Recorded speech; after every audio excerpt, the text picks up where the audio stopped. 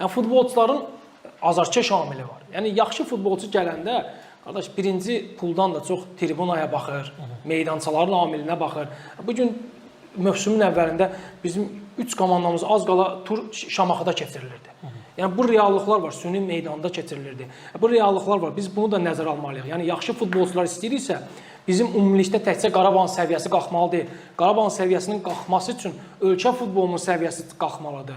Azərbaycan çempionatının səviyyəsi qalxmalıdır. Futbolumuz ümumiyyətlə daha yuxarı səviyyəyə qalxmalıdır. Əgər nə qədər ki bizə digər klublarımız yerində sayacaq, ancaq elə əsas hədəfləri Azərbaycan çempionatında nə bilim yer tutub Avrokuboklara getmək olacaq, orada birinci mərhələdən bura qayıtmaq olacaq. Bu Qarabağın da işini çətinləşdirir. Qarabağ hər ötən il səviyyəni qaldırır. Play-offlarda oynayırdı, Avrokubokların qrup mərhələsində oynayırdı, artıq neçə ildir qrup mərhələsindən növbəti mərhələyə yüksəlir. Qarabağ yerində qalmır, səviyyə qalxır. Təəssüf ki, digər komandalarımız bu yolda Qarabağa lazım olan dəstəyi vermir.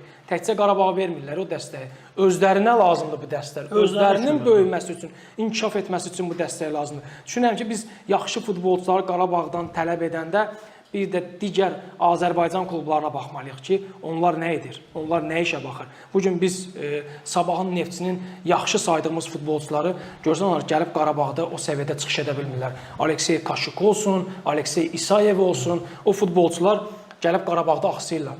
Çünki niyə? Səviyyə burada tam başqadır. Kənardan biz zaman-zaman deyirik ki, filan futbolçunu, məsələn, Sabah tutaq ki, Mikelsi gətirir, Qarabağ niyə tapıb gətirə bilmir? Kaşuk barədə də bunu deyirdik. Amma Kaşuk həmin effekti verirmi? Həmin Zubiri, nə bilim, Benziyanı unuttururmu Qarabağa?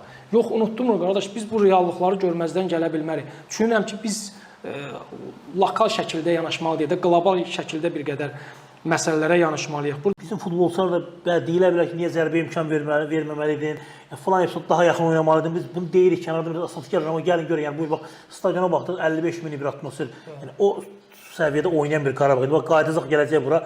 Çempionatda kimlə oynayacaq? Hansı bir oyunda oynayacaq? Bəli, yəni ona görə bu da bu fərqdə var ki, yəni o bu səviyyədən gedən futbolçu burada oynayırsan, gedirsən o səviyyəyə yolla, təbii ki, çətindir, ayaqlaşmaq çətindir. Hələ istəyən Qarabağ alışlamaq lazımdır. Mən birmənalı şəkildə deyirəm ki, bu tam razıyam ona. Həqiqətən Qarabağ üçün Azərbaycan Premyer Liqasında oynayıb, bu səviyyədə, bu çapda mübarizə aparıb, burada tempin aşağı olduğu liqada, mübarizənin aşağı olduğu çempionatda və gedib bu şəkildə sürətli rəqibin qarşısında stadionları biz qeyd etdik, azarkeşi qeyd etdin. Mən hətta stadionları qeyd edərdim. Qarabağ bu ayın 31-i İmişli ilə Quba Olimpiya kompleksinin stadionunda oynayacaq. Mən bir neçə gün əvvəl Quba Olimpiya kompleksinin stadionundaydım.